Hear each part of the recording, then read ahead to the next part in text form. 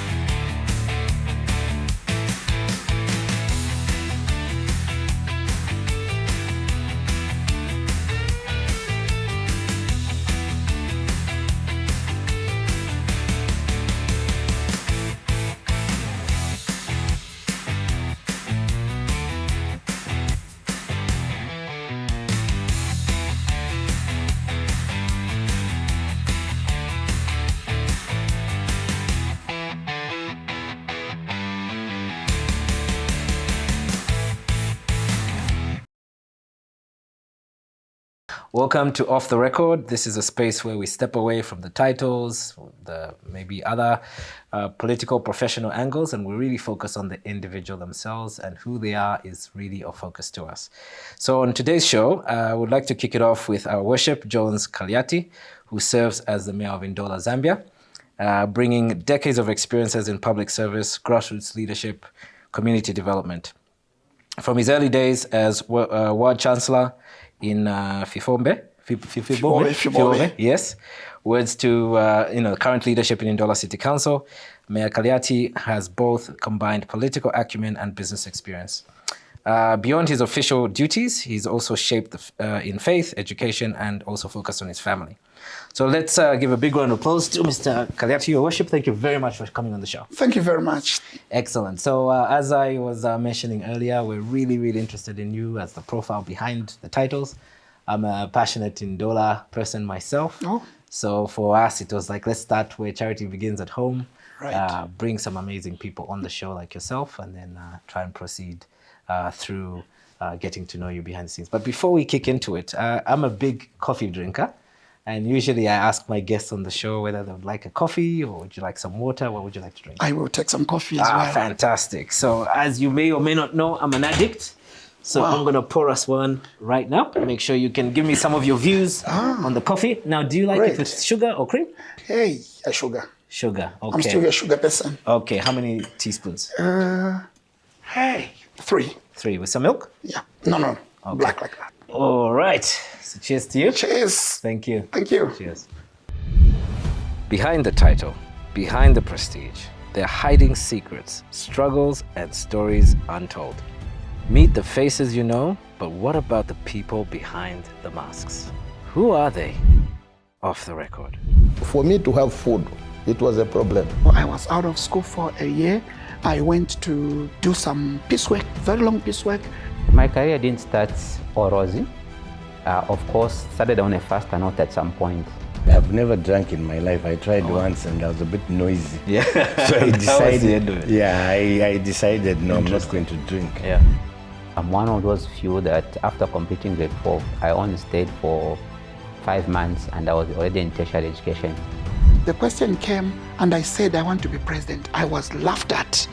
I just wanted people to understand the implications or the things that happen when one is about to have a stroke. And I want to confess that at one given time, I nearly crucified myself. The journey, the struggles, the triumphs, it's time to get real.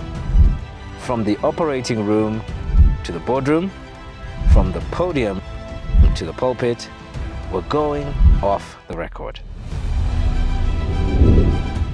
Unfiltered, unscripted, unforgettable. Perfect. How's the coffee? Coffee is good. Excellent. Glad you like it. I'm glad you like it. All right.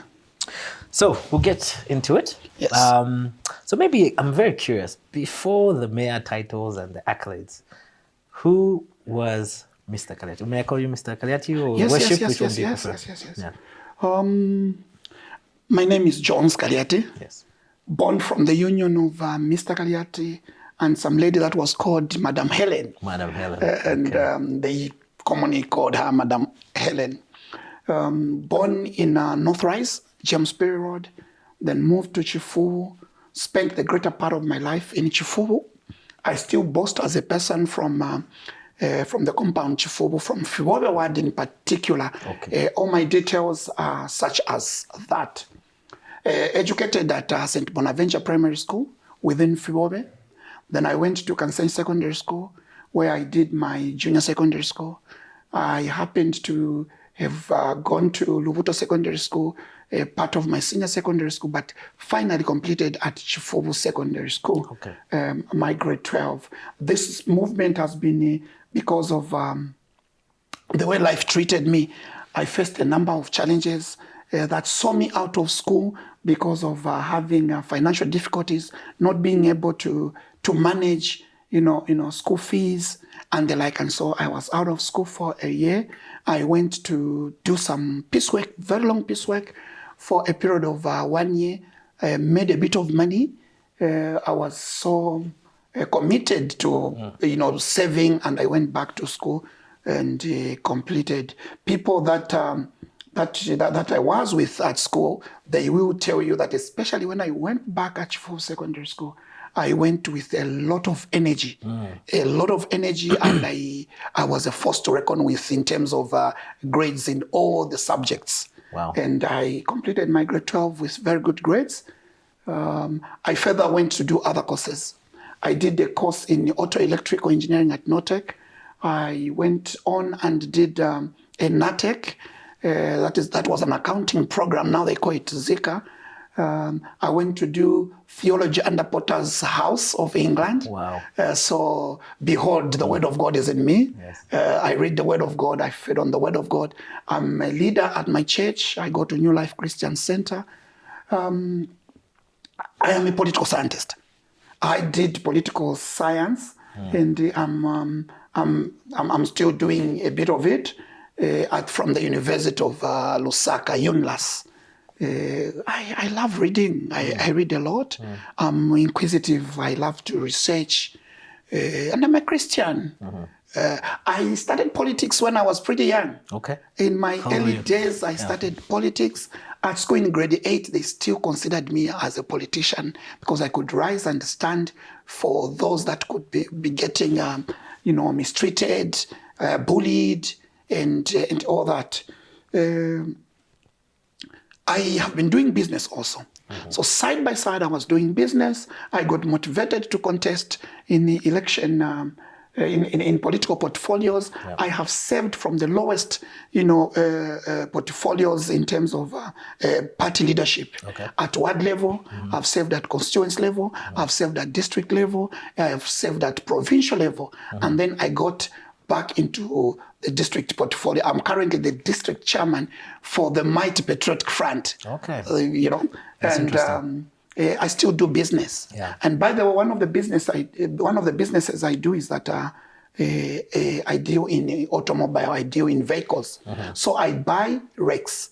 I buy vehicles that have got a problem, that have been parked, that are dead, so to say, and I work on them. Some I break for spares, some I build them up for resale. That's generally what I do when I have a free time. But side by side, I'm also a hustler who does a buy and sell arrangement. I'm a supplier. I'm able to buy what is needed and supply to those that need. So is that specific to the cars? And by the way, I'm a family man. I'm a family man. Married with children. One of my sons just started his university, completed last year. The first one completed way back. He went into university. He chose to drop out, and he's doing what I think he likes. Not very good, not good at all. Yeah. But he's doing, I think, what is making him What's he happy. doing at the moment? Nothing. He's just found around, hustling around. I think he enjoys playing. I'm praying hard that he matures into a man that's his need to start building up a family, because it's pretty odd. It's a lot of time. Yeah, I hear you. So just taking it back a little bit, I really appreciate the story you mentioned about sometimes we have these at the time maybe disadvantages, we think, like your financial situations when you had to drop out of school, but then you went to work in part-time and came back with that ferocity. Do you think that really shaped you in terms of your approach to life? And that energy that still, I can hear it still carries forward? Oh yes. Okay, so I'm a man that is made from a lot of angles. So one of the angles, the first angle, is that Dad, before he died, used to speak to me what he wanted me to be. I will tell you that the story of presidency started when I was pretty young. Okay. And may I mention that my last born son talks about it. He's always also talking about wanting to be a politician and wanting to be president.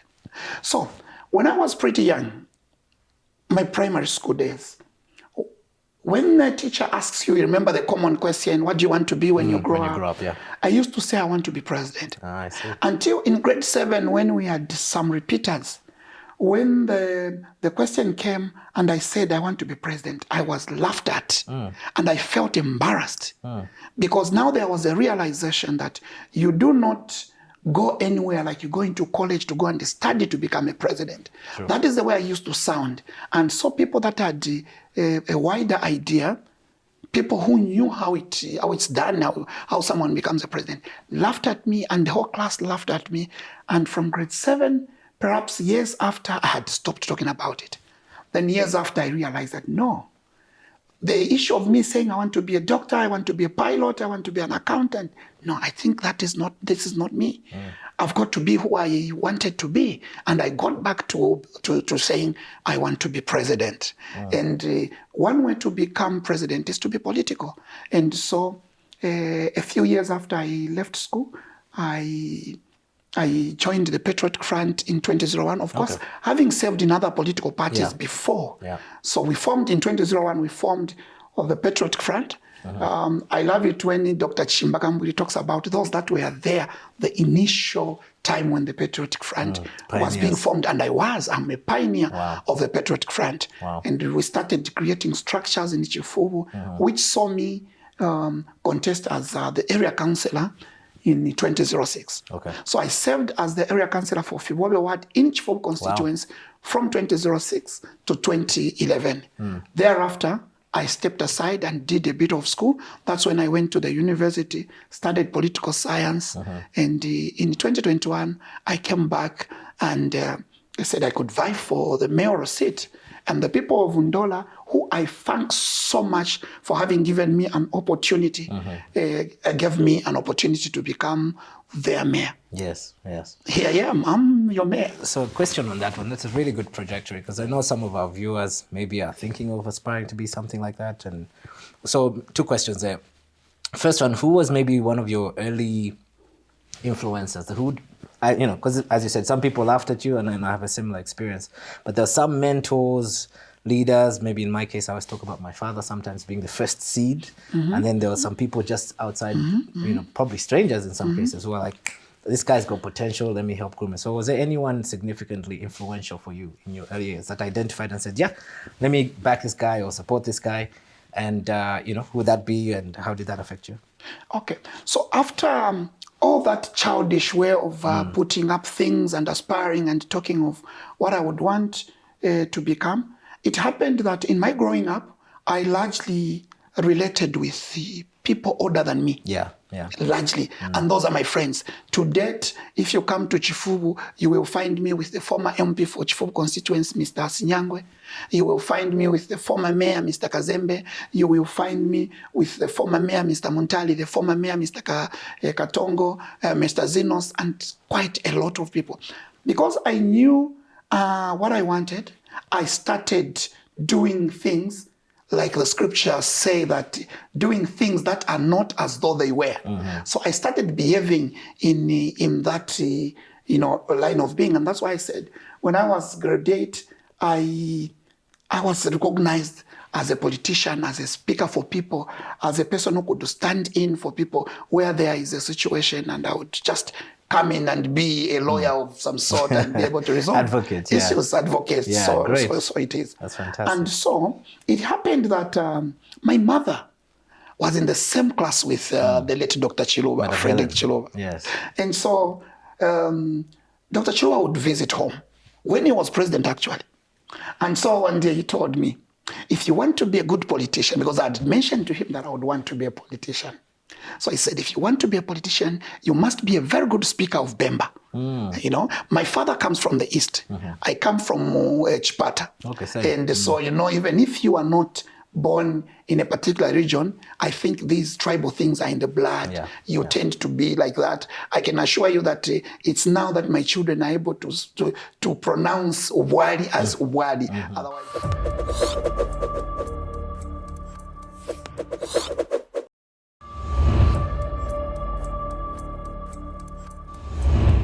And so I did certain things. For example, I went to attend Shibukeni.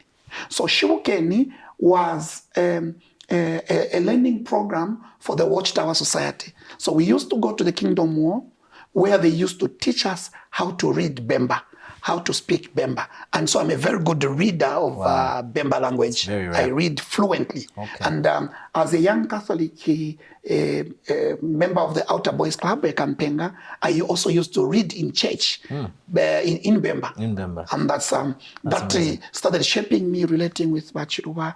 I became, we formed the Patriotic Front, and I fell in love with Basata. I fell in love with Basata because of one thing. I love radicalism in approaching things. And so I joined Basata. He came to love me. May I mention that after some time, every time the Cobra, Mr. Sata, came on the Copper Belt, I would be his driver. Immediately, a vehicle would be surrendered to me to drive him around. And I was a young man. Yeah, how there old were you were then? big people, there were elders who were good drivers, better than me, but he would pick on me to drive the president. Such that one day, when the fracas happened, when the former president, George Kunda, was moved out of the road because our entourage was big. I was the one that was driving the president near the hospital. I came from the airport, going to Chifubu, and somewhere near Ndola Teaching Hospital, that situation happened. And I'm not saying so because it was a correct thing. I think it was a mishap from the people that were manning the road, the traffic officers, and all that. I'm not boasting that it was a good thing. I'm saying the fracas happened when I was in the drive seat. So I've met quite a number of politicians that I look up to. But largely I've also read, I love to search, to do a research on a number of international leaders, American political giants and African political giants. But it's like everyone can define Pan-African differently. So I guess based on the ethos of what you think and from the journey you've had with these mentors like Frederick Chiluba, you know, the ECO and all the other guys you've met, how would you, based on the Zambian upbringing, define Pan-African now that you're also exposed to continental issues? Okay. In this current time. So mine is that Africa, even in the way it's structured, is such that it is one. Is such that it is one. Our culture designs, our way of being are such that we are one. Divided by boundaries that we don't even see. You cannot tell when I take you to Kawama, you won't show me where the boundary, Congo-Zambia boundary passes, but we are told it is there. When we see some of our brothers from Malawi, Tanzania, Congo, and surrounding areas, you will not be able to tell where they are Zambians or not. In some cases, even people who come from countries where they've got a darker skin than ours, you still find people that will have a skin closer to yours. And if you haven't heard their accent, you will not be able to tell. So because of such, I tend to think that we've got similar solutions. We've got similar solutions to our problems, which are also similar. For example, we are endowed with a lot of minerals, almost all of us, and the West comes, and that is why it is previously it was referred to as the when the Westerners were coming into Africa, the rush into Africa, which was called what was that term? I will remember the term, but they Free African name, yeah. They were coming for a common thing. They'll come for copper in Zambia. They'll go for gold in South Africa. They'll go for this mineral in this country. South Africa The bottom line are minerals, precious stones and minerals and all those things that you may talk about. We seem to have lacked education. Unfortunately, the education that we've been given has not been helpful. Has not been helpful in that it has been westernized. Yeah, sure. A lot of education that we've been given is such that it is not useful. Our curriculum has had a lot of things that which we can do a research on our own. I feel that we need curriculums like the Patriotic Front introduced, where they started under the leadership of the Permanent Secretary, Mr. Kalumba. There was P.S. Kalumba. I'm hearing that he wants to contest as MP somewhere in Northern Province. So this man started bringing practical kind of subjects. Yeah. Farming. Yes. Today we're supposed to be doing entrepreneurship. Today we're supposed to be doing agricultural programs Trades. as early as grade 1. Yeah. Those are the problems that we have. We need to continue producing our food. We need to start learning how to process our minerals. We need to start to learn how to make our fuel. We have fuel in Angola. So from my angle of looking at things, Pan-Africanism is the situation of coming together as Africa, forgoing the boundaries and doing things that affect us as we are one. I like that. So maybe just on that topic, then I'll move to something around the spiritual side, because you're obviously a very, very busy man. But I'm curious because I feel, and I'm sure you've probably also experienced, the pioneers of Zambia, the vision that they had for us. And maybe now with a new generation of young, and we were talking about the focus on the young, and I sense you're also interested in that. Where do you think we're doing things right, and where do you feel we may be lacking, that maybe some of the visions for, let's call it self-determination, are being lost? Because I feel like when I talk to some of the different institutions at the moment, or where the kids are coming in for, there's nothing like internships.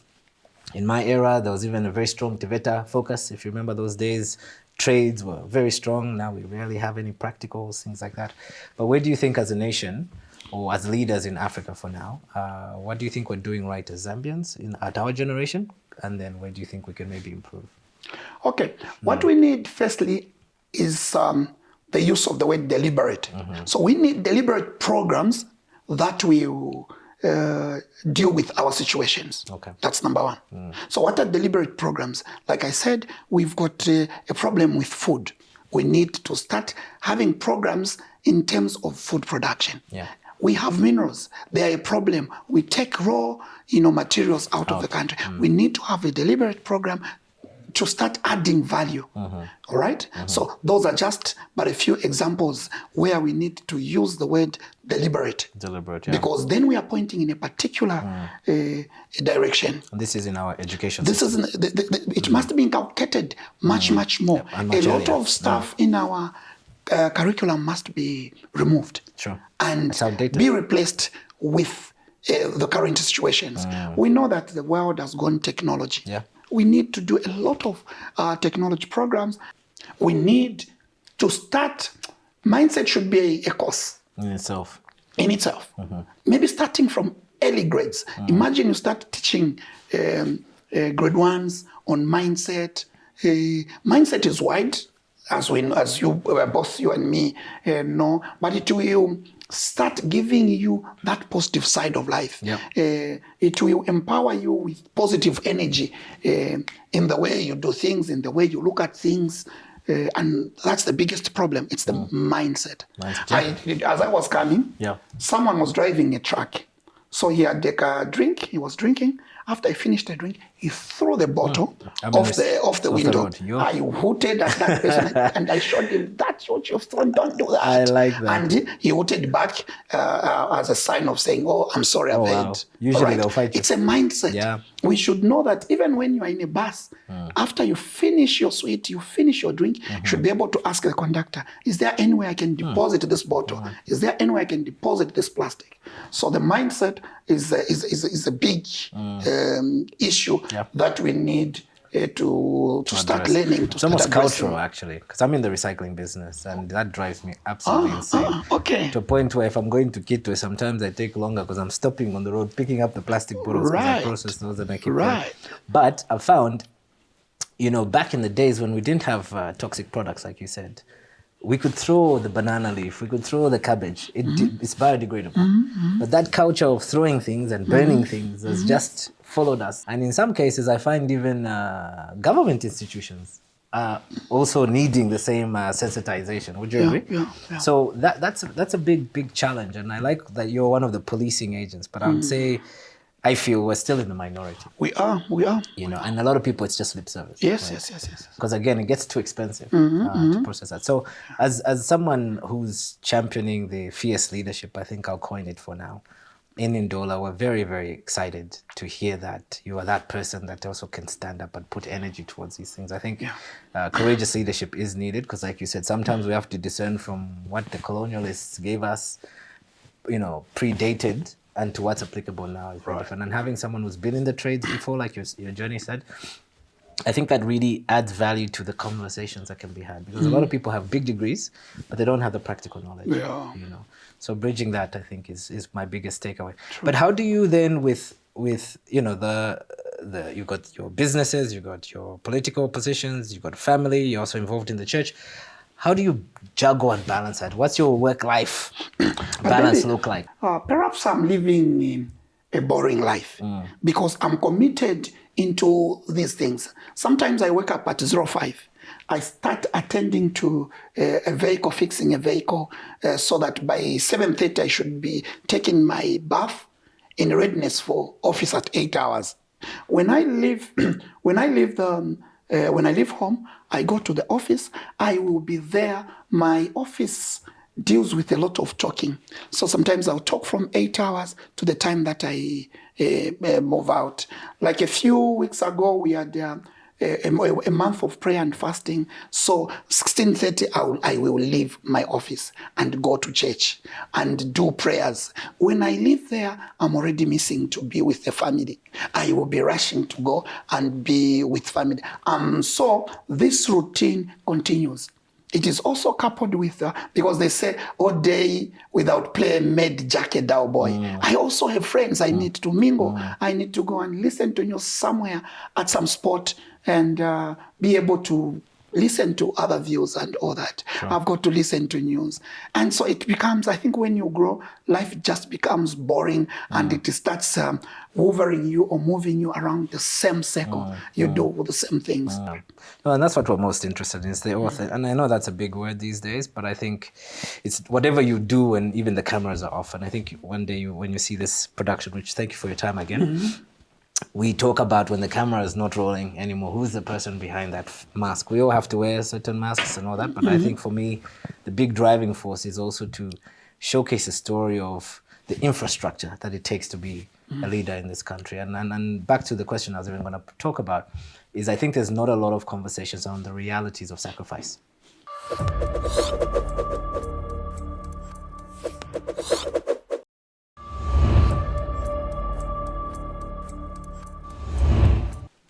What's that thing from Nelson Mandela's book, To Whom Much is Given, much is required? My father used to say it's actually the other way around. To whom much is required, much will be given. Much will be given. And most of us never put emphasis on the requirements.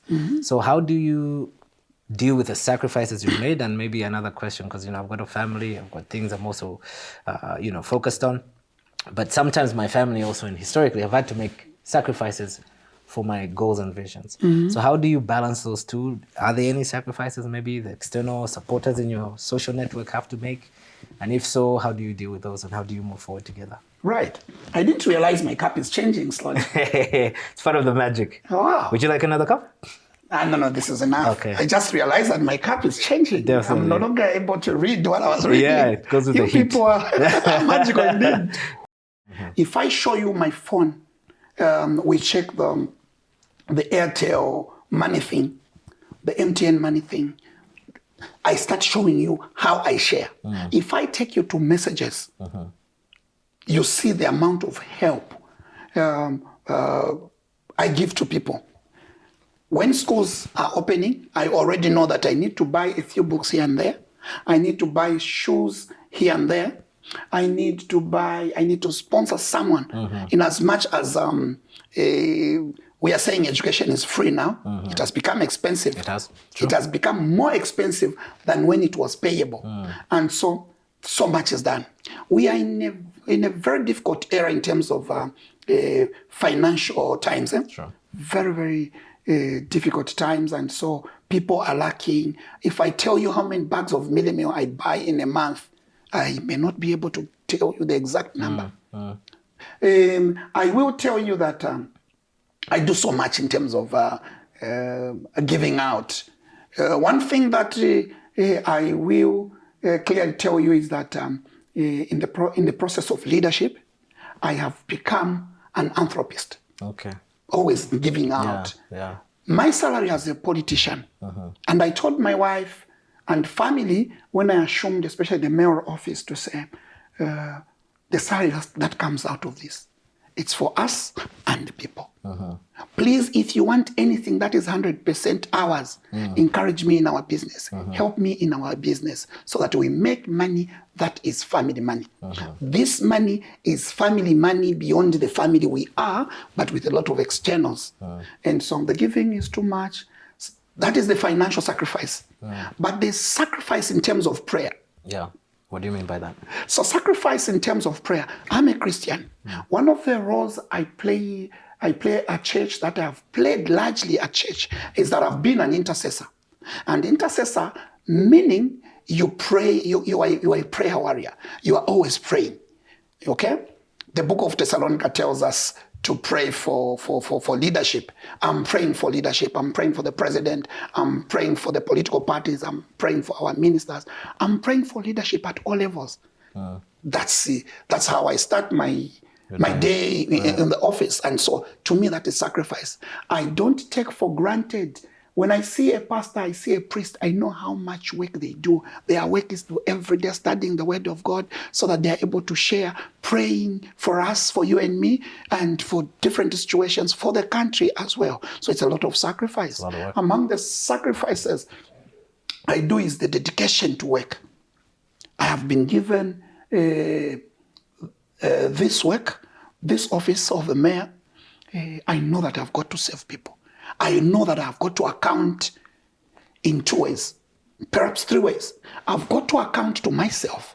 I live a life of accounting. I live a life of accounting. Am I doing right? Have I bought mealie meal for my children? If I haven't bought, why? Are there receipts for them to go to school? Ngatapali, I'll tell them, my children, I didn't manage to buy because we don't have money. Please, get what you can, have porridge, go to school. I'll push a little harder, make a plan, and tomorrow you will have. That level of communication is also very rare, I think, in leadership culture from the past, when you've actually failed to go back and communicate that to the people in your care. I think that's a very honorable thing. And honestly, very, very rare for me to have seen. Because as leaders, we're always, maybe even as men, sometimes there's this facade where, you know, we have to be perfect. We have to be always strong, always have the resources, always. But I think there's something very powerful in what you said about your humility. And I just wanted to acknowledge you for that. That when you don't have, you still go back and communicate. Right. And you're using your kids as an example, but I'm assuming it's across the board to the people in your care to say, listen, as a leader, then if I have one more question after this, but how do people reach you if they wanted maybe to get more information about this? I heard about this through certain channels, by the way, in Osaka, believe it or not. So your name goes further than this, and maybe off record, we'll talk about that later. But the average Zambian may or may not see what's in the pipeline. So how do people, what are the means of them reaching you? Do you have a social media page to come straight to the office? How can someone come in and maybe hear further to partner up with you on some of these? I dramatically used to say, the moment I entered the office, the moment I assumed office, I got the keys for the door and threw them in Kafumo River. Nice. That was a dramatic expression of how open the door for the mayor office is. So I run my office under very strict and serious levels of open door policy. So in open door policy, you come through to the office. If they tell you I'm not there, I'm truly not there. If they tell you I'm in a meeting, I'm truly in a meeting. Otherwise, I go to work waiting for people to deal with their situations, to handle their matters. So one of the ways to reach me out is by coming through to the office. Number two, it's to call me. So one thing that I did at my business premises, the people I work with used to refuse to give my number to people. What I did is that I bought a light box, a huge light box where I'd put my numbers, and it's like a billboard. And people they would just say, "Oh, his numbers are there." It became easier for them. So my number is given out to people freely. They are able to reach me on my numbers. But yes, we are in the social media era. I'm on Facebook. Jones Kaliati is the name. And I'm very active on Facebook. At least a day doesn't pass I haven't gone there. I'm always checking out messages. And it's easier to catch me that way. Brilliant. So final question, for at least the up and comings, because I always feel like, in our generation, now that we are more capable, we should open doors for the younger generation. But what advice would you give the younger Jones Kaliati, based on what you know now about what's true about you? Where would you stay steadfast? And then maybe secondly, based on that, would there be maybe things you'd also advise yourself to avoid? Let me start with the older Jones Kaliati. And I will give an example. I haven't gotten permission, and I'm not saying it, I'm not mentioning it contemptuously. I will be very careful so that I'm not cited. Nowadays, anything you say, this is off the record, so legally, okay. All right, okay. So the people like Uncle Jack Mwimbo, he's been there for 30 years. He should now retire. He should be able to go out there and employ a lot of the young people. I am asking the old Jones Kaliatis to develop leaders, That is one of the biggest problems we have in Africa. I know that in South Africa, succession plan is there, though not very much as clear as it is supposed to, but at least there's something you're able to tell that it will go this direction. And so that is what we need. We need leaders to start identifying who's going to take over when they are no longer there. That is for the older Kaliatis and the current Kaliati. For the young Kaliatis, is that let's take up the challenge. We need to take up the challenge. We need to start looking at the problems that we have and start manufacturing the answers, so that when we take on the challenge, when we take up the challenge, when we take up the offices, we are able to resolve the issues. The young Kaliatis need to have mentors. They need to be mentored. And that's one topic I've been telling my children. I'm always telling them, so you want to be an accountant, you need to start looking at those people. You need to start walking like them. You need to start talking like them. You need to start thinking like them, because you've got to be a big thinker.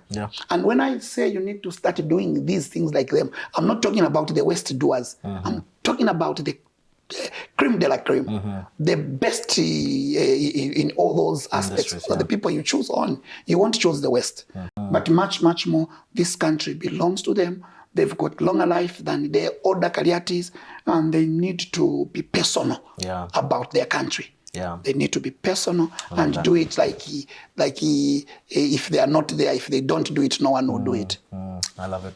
No, I think in summary, I'm really getting from you not just the energy, the humility, the I guess rising to the challenge, and I really love the fierce leadership. I think that's very, very important and lacking in a lot of organizations, I feel, and countries. Maybe people are playing it too safe or playing it too much on the line of what we've inherited. But really shaking things up is very, very important, and I like the succession planning opportunities that you've given. So I feel in closing, I'd maybe like to say, is there any other final things that you'd like to share with the audience?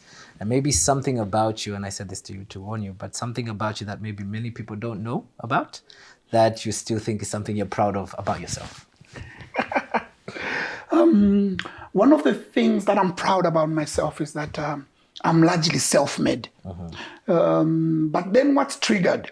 What's triggered is that I had a father, I had a dad, I had a person that fathered me who used to inspire us in terms of what we want to be what I want to be when I grow up. And so I had a direction. He provided a direction. Even when he died when I was young, I was able to remember that. But my dad said. I related with a number of teachers. I grew up a person who would like particular teachers who would mentor me. And, to a child, the teacher said is a huge thing. And so I related with them closely, and they helped me shape up Jones Kaliati as a person. I have built myself because at a tender age, I started sponsoring myself to school. Dad died when I was in grade 3. My mother, when I was in grade, by the time I was in grade 7, I was the father of the house. I was providing for my mother, who at some point, for a long period of time, was in a sick bed. My mother was sick for maybe 2-3 years, and I was the main person that was providing. I had mastered the art of looking for resources, and I brought home. And if there's nothing, my mother would be waiting for me at, my son will come. There's no mealie meal, my son will come. There's no salt, my son will come. From grade 7. Wow. From grade 7. Wow. And so, of course, when I tell my first son about that, he tells me that, Dad, the problem with you is you want me to grow up the way you grew up. Me, I've got a father. If you didn't have your father, it's not my problem. And so I'm self-made. I'm self-made. I taught myself how to tie a tie. I taught myself how to iron my trousers and look good and go out there and appeal. I took myself to school, from primary school, secondary school, the whole of secondary school. All one person did in my life, I've got a brother-in-law who introduced me to automobiles, to vehicles. All he did was to teach me how to do certain works on cars, how to fix. And those were the works that I was doing to support myself into school. And so I am a person that is helping out people, even in terms of what to do in order to survive, in order to bring resources on the table. I have helped a number of people to start up businesses. I have helped a number of people to be educated. It's in me. That's amazing. No, I'd love to honor you for that. And I wanted to say again, thank you very, very much for being on the show. We've had some insights, and definitely I think from here on, when I meet you, I'll be introducing myself saying, this is the Worship Jones Kaliati, the self-made man. All right. So thank you very much. Thank you very much. It's been beautiful. I'm so grateful. No, thank you. Ladies and gentlemen, that was his worship. And that's all from us. And thank you.